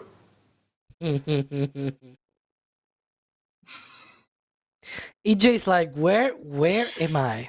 It's probably. All right. Am I good? I'm good. All right. I'm good. Okay. Next question. Next question from Paul Kelly. A date was conspicuous in its absence. It was conspicuously absent from SpaceX's media dumps today. Should we be worried that January 10th will slip by a week or more? Oh, don't say that out loud. Why would you say that out loud? Alex, what do you think? Well, this is also one of the things that I mentioned, right? That we really don't know. They have not said anything. We have to rely on NOTAMs, NOTMARs, all of the notices and whatnot that go out. And so, right now, the only thing that we have is a NOTAM, a notice to our missions for the launch from the Mexican airspace. And so, other than that, we just have nothing else right now, and it's pointing to a January 10th launch. Whether it holds that launch or not, we'll see. We're still a week away, so yeah, I had to look Sawyer? at the calendar because here it's already January 4th. So, I mean, technically, yes, it's a week away still. Cause, Did you say look at a calendar? Because we have a Starbase calendar, a Starship calendar entirely available at shop.nasaspaceflight.com. And even if you don't want to Really? get one just for Starbase, we also have a general spaceflight one too. Yeah, you should check them out because they are available at shop.nasaspaceflight.com along with all of your other awesome Starship merch. But that will help you remember what day it is, because even Chris Bergen, NASA Spaceflight official, says, do you get confused what day it is? Me too. So yes, to help all of us with the date confusion, just get a calendar. They're I'm awesome. gonna need to get one of those. And our photographers do awesome work down there, so it's a great way to show your love for them and support and get to hang up some of your art on the wall with it, different each month. I got gifted for Christmas a calendar of abandoned mattresses in weird places. Do you think I should get one of those, Sawyer? Ooh, that's tempting. I don't know. An abandoned mattresses one is pretty cool, but you know what? You could have one for each room. And same with you. If you want a calendar for each room, get one Starbase for one room and one general spaceflight for the other. Boom. And no Problem abandoned solved. Yep, and no abandoned mattresses. You only Yeah. have 2 rooms? What, are we putting one in Right. the toilet? Buy all the calendars for all the rooms. By the That's way, how that D works. got the cover. Yes. Yeah. Some other apparently best Twice. commentator for Flame Trench didn't this year. No. That's we this we also picture. learned recently, I think on like the last launch of the year or something, that Jack didn't get it last year either. Yak is slipping. Oh no. Yak has fallen off. Love you, Jack. Kidding. He has some awesome photos in there, and check out his metal you, prints Jack. as well for some really good shots of his. Jack's saying bad words to me in the back channel. Is he? I love how we all looked. We're all like, Yeah. what? Really? All Wait, right, what was let's he Yeah, check saying? it I out. went Oh, looking. he had that word? Because Whoa. Jack saying bad words in the back channel, it's like, oh yeah, it's, it's a they ending in Y. Oh, I see what he's saying. Okay. All right. Well, let's Okay. let's not dwindle on that. He's not here. The awesome commentary team is here. What you got, EJ? This is Jack coming in from the back channel. Hey, I'm really thinking about calling it a hopper from now on. Oh, geez. Oh, there you have it. There he was. He's popping in from the Membies chat or something. Anyway. I love Morty Jack. Oh, geez. My picture didn't get on the calendar. That stinks. Oh, no. Oh, geez. Sorry, man. Sorry, dude. I'm going to get that above. He's going to punch me right in the face. He's not the enemy, by the way. Just for the record. Okay. All right. Next question. This is kind of a, maybe this is coming from the name's Dave. I think his name might be Phil or something. What's the bet they put a camera on one of those dummy Starlinks looking back at Starship when they go to deploy their test payloads? Dude, there is no conclusive evidence that says this is going to happen one way or another, but I would pay to see that. Boys, what do you think? They like their cameras, right? Yep. It's also worth noting they did say that they are adding a ton more cameras onto this vehicle for this flight with the version 2 and everything. So more cameras for engineering views, as they say, in full HD. So, I mean, it's a lot of bandwidth. They've got the RF feeds, they've got the Starlink feeds. They have plenty of ways to communicate it back, which is really awesome.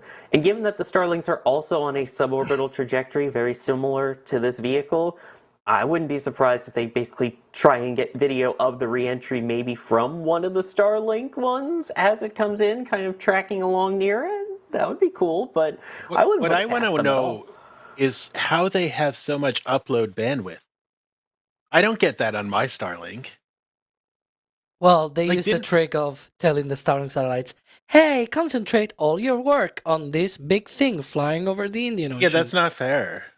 It's their ship, it's their Starlink satellites, they can do that. Fair and square. I want more bandwidth. If it's possible for them to have, what is it, 125 megabits or something like that? Like, 120 if they have the megabits, possibility, yeah. I want that. Where's that service for me? How much you got in your NSF wallet? could use that. How much you got in your wallet, Kevin? Not as much as SpaceX, and definitely not as much as Elon. There's your answer. Oh. Make your own low Earth orbit constellation. Yeah, how many of them have you launched as well yourself? Yeah, KMR stat? yeah. Just launch Okay. a satellite. Let's Honestly? find the funding. Probably better than Project Kuiper. Oh, I'm sorry. Whoops. Did you? All right. Quick off the rails because it's me. Did you guys see that OneWeb satellites had a temporary outage for 48 hours because they didn't take into account leap years? They had Yeah. an outage of service for the Yeah. first 2 days of 2025. Whoops. All right.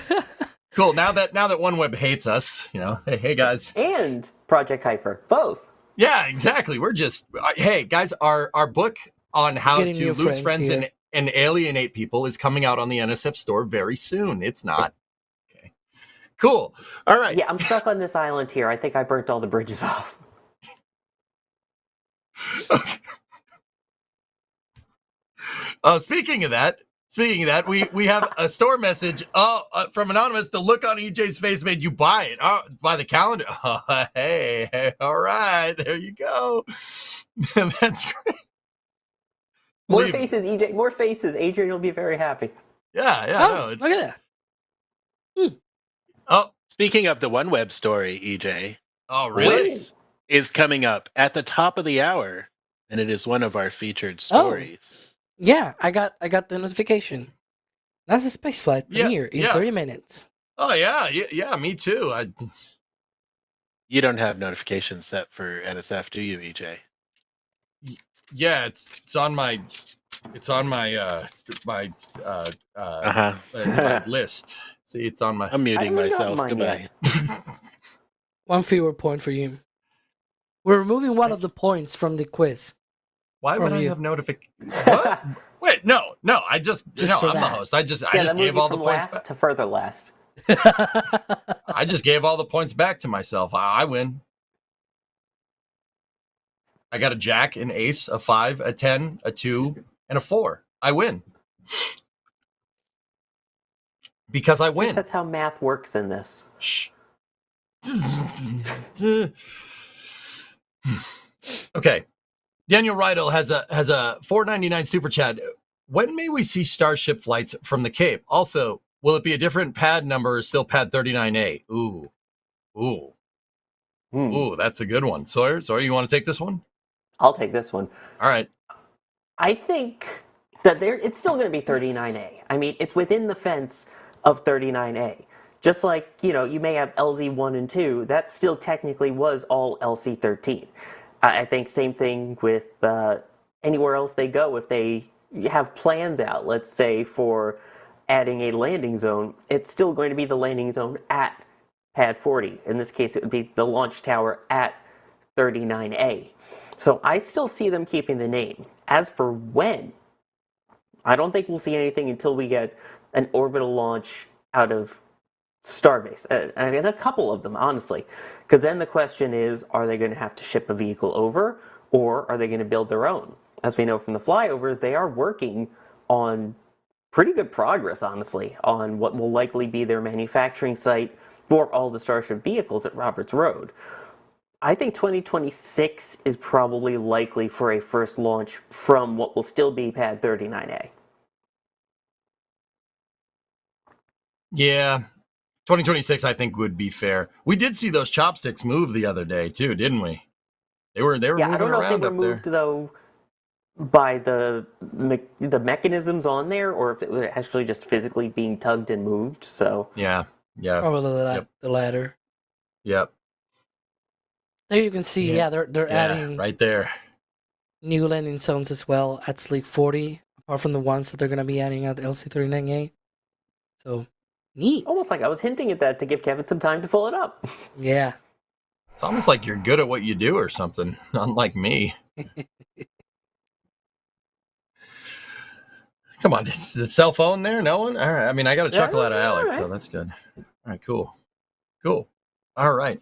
Telstar86 with a £2 sterling super chat. Has this become Pun Trench? Yeah, it's because of this guy. Snot Garden had 5 Red Team memberships. And then Aaron has a store message. Recovering from the flu, watching the Flame Trench definitely helps. Thanks for the coverage. Yeah, it's going around. Alex has it. Yeah. See? Look. I've been holding my cough for a while. And yeah, it's not good. Glad we It's can also make your kind day of hit better. Jack, it sounds like, too. Well, I would say sounds like, but he doesn't really have a voice. Oh God, look at how sick I am, boys. Oh, jeez. See, there he was in the back channel again. He just chimes in just like Kevin or something. Snot Garden with a $50 super chat. Thank you very much. I've driven down from Vermont to see your first launches, New Glenn and then on to Starship. Would greatly appreciate tips on an ideal viewing experience from the panel and chat. Thanks for the great coverage. Actually, don't we have video? We have videos about this, don't we? I believe Yeah, so. I mean- We have. Yeah. We have. At least for Florida, right? Yeah. No, I actually think there was one that was done for Starbase. I mean, personally, Jetty Park at the Cape, can't lose. It does cost money to get in there, though. You do have to pay. It's a public campground that you have to pay to get into. Jetty Park, especially for something like New Glenn, There is a potential that might not be open. there's a potential it might not be open. So Jetty Park would not be the best place to watch. I tell you, that place stinks. Because if it's at... Oh, well, Jetty Park, yeah. I mean, I would think they would maybe... Again, it's weird because of the hours. I don't know how long you'd have to camp there to make that work. I guess that's a possibility. I'm not sure either about good Cars lord. Park. That might also be closed. I know for a fact that Playa Linda, given that it's after 7 p.m., will be closed. The midnight hour makes this one extremely tricky, to be Yeah. perfectly honest. Yeah, it's definitely tough. Nice recovery. Yeah, no, I'm doing good. I'm doing just fine. But yeah, no, guys. Okay, all serious. I was just serious note. There are videos that we have on the NSF page that'll tell you good spots I haven't been down to Boca Chica, so I can't personally say that. I'm gonna change that soon. I'll be able to get that recon data for you sooner rather than later. Anyway, couple so for more. New Glenn, Go ahead. I can at least give you for the Florida side. For New Glenn, I mean, anything to the south, I feel like is going to be a decent view of it. If you can get to any of the beaches that are along there, it might be a little further away than, say, directly at Jetty Park or something, but you'll get some good views to the south. And you have the potential, depending on how far south you go, to still be able to see the rocket on the pad before liftoff. If you're okay with it not being seen immediately at liftoff, then the regular viewing sites that you might see along US 1 or the Max Brewer Bridge, something like that, while a little further away, will be open. So hey, do you know that guy? My camera. There's too much puns going on now. That was also before I learned about leveling my camera very much, but yeah. So you were at a sink. Oh, sorry. You're right. I'm at a desk, not a sink. I had so few puns in 24. I gotta been make there. up for them this year. That place is bonkers. Playa Linda, like, Yep. yeah. When I went there, they had the mobile launcher for SLS out there, and you can see the mobile launcher, and you can see the Starship tower. It feels like you are too close for comfort. Yeah, and I tried to record those from Playa Linda on my phone intentionally, so that it's like, hey, if you're there with your naked eye, that's what you'll see. That was also when Starship was at the pad, was right then, or not Starship, SLS was at the pad for that launch that was shot there. You know what I was just thinking? I mean, Kevin showed the expansions that SpaceX is making to 40, and Alex, you posted about this on X over the weekend. They're also making landing pad extensions at 39A. I was just thinking a Falcon Heavy mission at a 39A watching from Playa Linda with, the booster, Also the launch right there, and then the landing like right. That's That'd be awesome. That's going to be pretty good. But let's be honest, also for Slick 40, because we already have figured out, more or less, how to shoot launches from Slick 40 and from LC39A. And bit of inside baseball here, it's a bit of a pain in the back having to figure out how to do the RTLS launches when they land at LC1, because you have to be able to shoot the launch from one pad, and then you have to switch to another place somewhere else, right? And so you either need two people in different places, or you have to switch your gear, whatever. Like, it's a mess, right? When launches and landings happen from the same location, like at Starbase, that's amazing, because you can use the same cameras and the same, like, you don't need to do crazy stuff, even though we probably do at Starbase anyways, but that's besides the point. It's easier. Also throw in the fact that you don't have to rely on access to visible sites with the 45th Space Wing here with the United States Space Force, which allows us sometimes to get amazing views of the landing and sometimes not as great views, depending on whether you're allowed on base or not. Starbase is a lot more public land. There's some great parks, and, obviously NSF has our cameras there. Yep. No trees blocking this landing zone. Yeah. I mean, the landing zone is literally also like 140 meters above the ground. That kind of helps. Minor detail. Although, in days like today, if they were to launch and land, people probably would not see anything. Who let Vandenberg into my Starbase? It's because Jack look is at that. back, that's why. If they land at that from launch California. tower, we're gonna see it. Yeah, that's right. He brought it with him. Yeah, I got you. That makes sense. Okay, let's see. I'm gonna get through the rest of the support queue here, and then we do a couple more questions. So, Aaron Lawrence again with a £2 chat. After the quiz, how does math? I am the host. There will be no more quizzes or math for the rest of this Flame Trench. Yep, there you go. Are you sure? Nope. Nope. Probably not. It's probably going to be math, but no more quizzes. Maybe. Oh no. There's going to be quizzes. Okay. All right. Moving on. So Heisenberg, I think this super chat was when we were talking about, re-entry for Starship a little bit earlier. Stainless steel doesn't burn up much on re-entry. It really doesn't. From Ship 31, we saw that thing really doesn't burn. Pretty stubborn stuff. Couldn't believe it. I thought Ship 31 would have definitely broken in half during like re-entry. Nope, it made it with like significantly less tiles. So you're not wrong, bud. You're not wrong. All right, this is an anonymous store message. How about Starship cargo of, let's say, 10 Starlink-sized playing cards? What?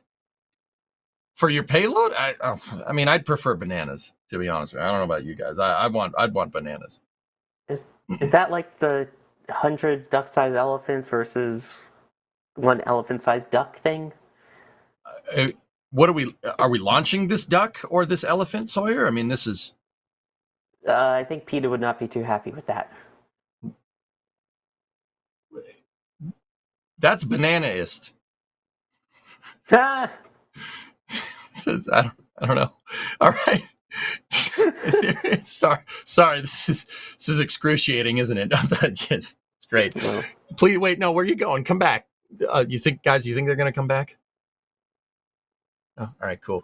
Anyway, the silence is deafening. Ethereal Swordsman with a $5 tip. Idea: take the Raptors off of Super Heavy, cut the domes out, liner it, and then turn it into the world's largest SRB. Put wings on it and glide it back to a runway. I think they tried that once. I don't think it worked. Sawyer, did they try that once? What is it? Take the Raptors off of Super Heavy, cut the domes out, liner it. Isn't that Ares 1X? Yeah, I think they tried that once. I don't know about the glide back on a runway once was part. Enough. What? Why the hate? Why are you hating? Okay. We have an anonymous store message. Happy New Year. Happy New Year to you too. Carrie has another store message. Happy New Year from Dr. Holly. Thank you, Doctor. Hopefully the launches are a success, Doctor. And then Clara here. Thanks for what you do. Love the launches from Canaveral. Don't we all? Absolutely. And then Captain Q here with a $10 New Zealand dollars, Kiwi dollars. All right. Happy holidays, NSFM. Hope you had a good one, especially EJ. Anytime I'm on here is a good time. You like the spiciness in the Zoidberg? Oh, that's good. Yes, I got plenty of Zoidberg for you. What are you most hyped for? Starship 7 or New Glenn 1? Starship. I want Starship. I love New Glenn. New Glenn's amazing. Starship. I want Starship. I'm sorry. Starship is. I'm old school space shuttle guy. So is Sawyer. Sawyer, I hope you can see how Starship could eventually be like Shuttle 2.0 and not have the problems that the shuttle program had and just be amazing.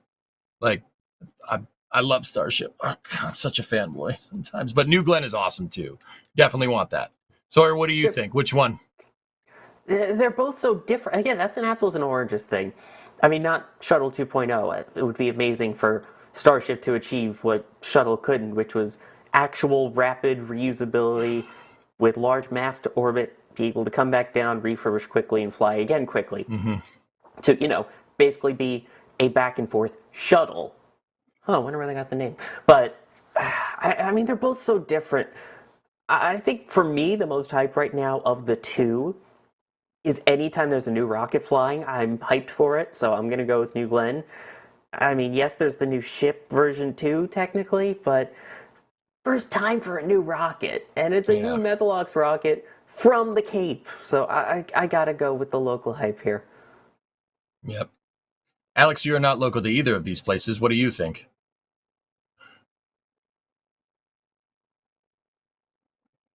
Earth to Alex, UHF com check. I'm rereading. I'm like, Oh, just like, what are you most hyped for? Yes. That's nonsense. I'm hyped for both. Like, you have to answer one or the other. It's two big rockets launching. Come on. Why do I have to choose? You don't have to choose. You can watch both here at NSF. There. That was the diplomatic answer. No! AKA the allocator. It's that I'm hyped. I want to see these launches. Kevin, fire up the train. Come on. There you go. See? More launches, more better. And in fact, it's reusable, right? So let's launch it. And land it. Yeah, the 2-cat. Why The is the 2-cat, back? the second stage does not get reused. Okay, but, you know. He's got a point. He's got a very good point. Okay, so that's all the support queue. Let's see. Let's see. We got through a lot of stuff there. We covered a lot of ground. We covered a lot of ground. Let's see. How long do we have till? I believe we made Oh, a poll in chat. Uh-oh. Because How many Falcons will fly in 2025? Yeah. Okay. All right. we were All right. requested to do a few questions, I believe. The producers made us do this? It was The Adrian, just because it's been a tradition at NSF, and I believe they just want us to do that. But yeah, we asked in chat how many Falcons will fly in 2025 between 150, 170, less than 150, between 171 and 190, more than 190. The option that won, that was between 150 and 170 with 54% of the votes. Elon will say, no, I disagree, because he said over 180 launches of Falcon in 2025. So we'll see. We have You know, another it's your poll vote. now in chat. Yeah, this is we know Falcon is going to get into the 3 figures for launches. Like that, there's no secret there. Yeah, just like This is the one before. I'm curious. Yeah, exactly, right? This is the one I'm curious about. How many new Glenn launches do you think we're going to see? That's the poll that's going on in chat there. The overwhelming odds right now are 1 to 3. 1 to 3? That's it? Real? Yeah. No faith. Jeez. I think. See, I Well, go ahead, Sawyer. Sawyer, hit it. I was gonna say, I agree with them, honestly. I mean, What? well, here's the thing. Think of any debut rocket and all of the issues that typically come with the first flight. You're always going to find things that you didn't expect. Whether the vehicle is successful or not, you're always going to find something that was like, ooh, that was not what we planned. That was slightly off nominal. Hey, maybe the shuttle engines actually burn hotter than we expected. Maybe there are some other things that we didn't really take into account for pad refurbishment. You know, that kind of stuff that adds up. And by the time you get there, it's like, oh, we needed a couple months. So that's why I feel like they could get 3 in there for sure. It's just going to take some time learning from the first. I guess. I mean, flawed perspective is saying in chat, New England is using a waterfall design. They don't need loads of flights to make it work. That's what I'm saying, man. If they are waterfalling their design instead of rapid iteration, right? Like what SpaceX is going to do, the floodgates, you're going to get one test flight and then the floodgates are going to open. You know what I mean? And then Elon was like, just on a side note there, Elon, did I see that tweet right? Did Elon say he's more than 180 Falcon launches this year? Yeah. Get ready. Get ready. Gonna be busy. But yeah, for New Glenn, there's also the fact That's a lot. that while SpaceX can just fire up starships left, right, and center, because let's be honest, they can just tweak things and they don't need payloads per se. Even this flight, yeah, it's gonna launch simulators, so to speak, right? They don't need the real thing to be launched. New Glenn's second flight, I think it's gonna be Escapade, right? So they need those payloads to be ready, and New Glenn needs to be ready for that launch window, right? Remember, launch window to Mars, it's very stringent. You really need to hit that. You also have, apart from that, on Blue Origin's schedule, you have Kuiper. Where are those satellites, right? It's like they had a bunch of launches booked on Atlas, they had a bunch of launches booked on Vulcan, and a bunch more on Ariane 6. Then they said, you know what? Let's just give 3 to Falcon 9, right? So they have plenty of rides. They have not launched yet. Where are they? They're nowhere, right? So are they You gonna saying- launch? Maybe New Glenn will not have a payload. I don't know. And then they have Blue Moon as well. Blue Moon Mark 1. We'll see. if they launch that as well. But those are the potential missions next year. Unlike Starship, it's like, yeah, let's just put some Starship in orbit. Let's dock it to another Starship. Whatever. It's empty. It's okay. That's the SpaceX basically. or let's just put 50 Starlinks. Half of them, only half of them work, but it's okay. Just launch them. And yeah, that's the other poll. How many? The other poll is saying how many rockets will fly. I say somewhere in the ballpark of like 250, somewhere 250 to 280, and that seemed to be what won that poll. There you go. And then hey, Kevin Odom there with 5 memberships. Thank you very much, buddy. Appreciate it. Can I make a bold prediction here? Do it. I think Flame 2025 has a non-zero chance of being the first year where we have as many launches as days in the year. Because we had 259 launches worldwide. There are a lot of companies out there, not just SpaceX, because SpaceX wants to add another 50 launches, right? So that gets you to 309, I guess. You are within 60 launches. If China says, hey, let's launch 20 more times instead of 67 or 68, let's launch 80 or 90, right? Like, you add few launches here and there. Rocket Lab also wants to launch a little bit more in 2025. Like, here and there, when you take that into account, we're probably gonna get very, very close to that 365 launch a year. We'll see. Maybe it's 2026, but we're gonna get very, very close. Will Rocket Lab get close? I like this one. How far will Neutron get in 2025? Sawyer, you think they'll make it to launch? I think they'll make it to launch. What do you think? I mean, we finally saw them starting to put the base of the launch, I guess their launch mount, essentially, at Wallops.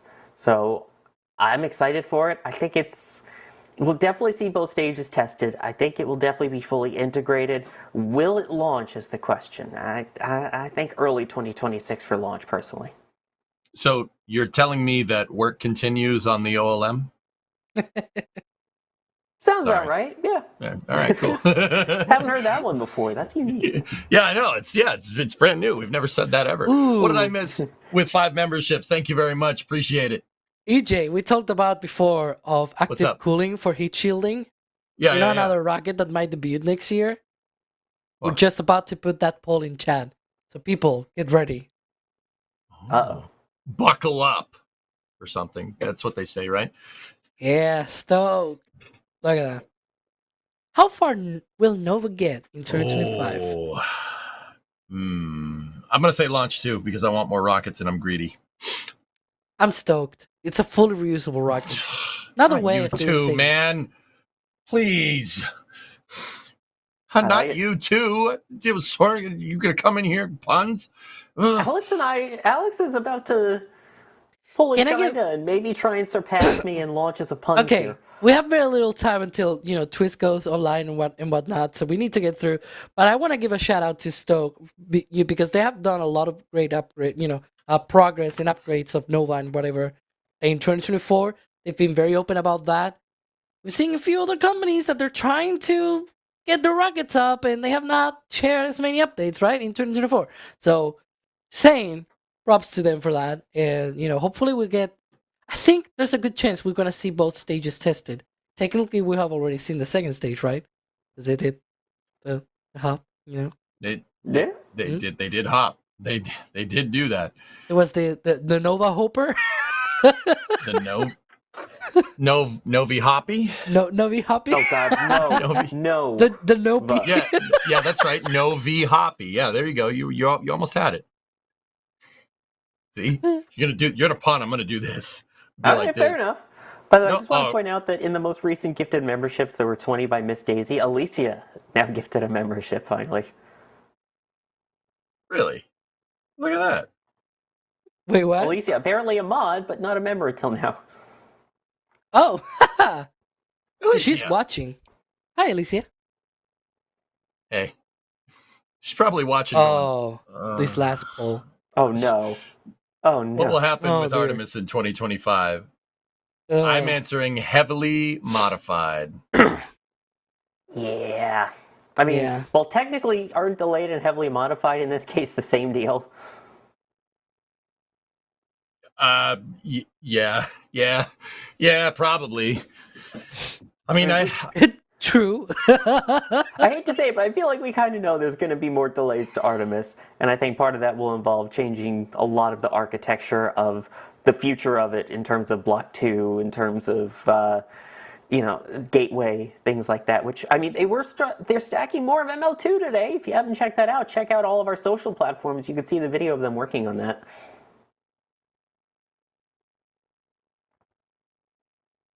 I think that the heavy modifications that they make to the program will cause some delays. I think the heavy modifications are ramping up SLS, but that's a whole can of worms that we do not have time for.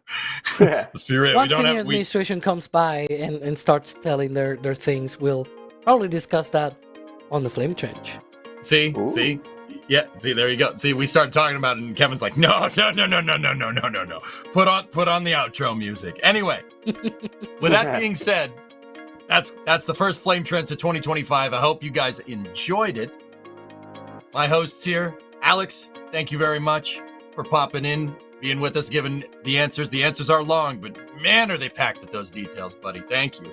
I always try to get them short, but it's like, no, I forgot something. And then this other thing, and yeah, I wish I could just, stream my consciousness, I guess, through the interwebs, but it's not possible yet. Maybe Neuralink.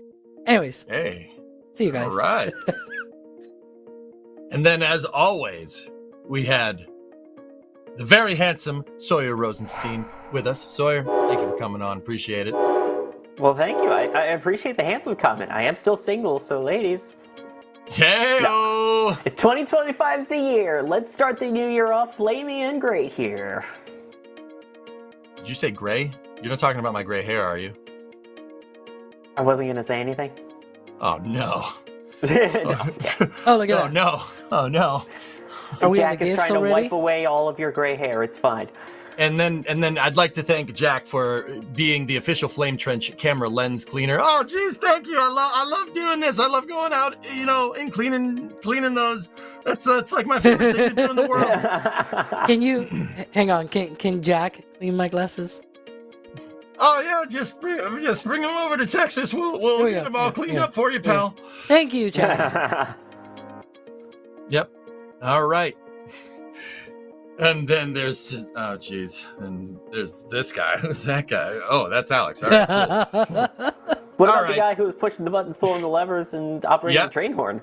Absolutely. Well, the train horn was good. The cat noises were just a little strange. But Kevin on the back end, and Jay was in there too. Jay helped me with a couple of problems too. So Kevin, thank you, buddy. Don't say anything. Just say we're good. All right. Also, everybody here that supports us over, becoming launch directors and flight engineers. We couldn't do this without you guys. We really, really appreciate it. Thank you for all the support. But most importantly, thank you for giving us your time. Even if you can't be a launch director or flight engineer or, tip the stream or anything, once again, it's not out of obligation. We appreciate time here with you guys. And thank you very much. It's always good. I am EJ, your host. Stay tuned. We have This Week in Space coming up, don't we? Yeah, with Alicia. All right. So don't turn the dial or change the dial. Do people still use dials? I guess. mean, some stream decks have them, but Yeah, that's right. And All levers. right. So don't change the dial. you Don't don't adjust even the have to rabbit leave ears. this chat. It should redirect you right to This Week in Spaceflight, premiering now. And here we go.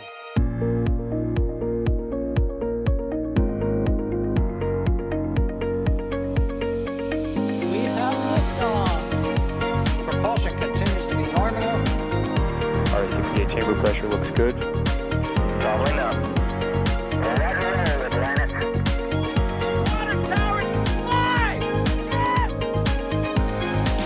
Sliding down to FD off. Bring in FD off. It's orange! Oh my god! Décollage. Put that in the big bag, 343 unfolds to go. And rise together back to the moon and beyond. The methane will be igniting in the flare, correct?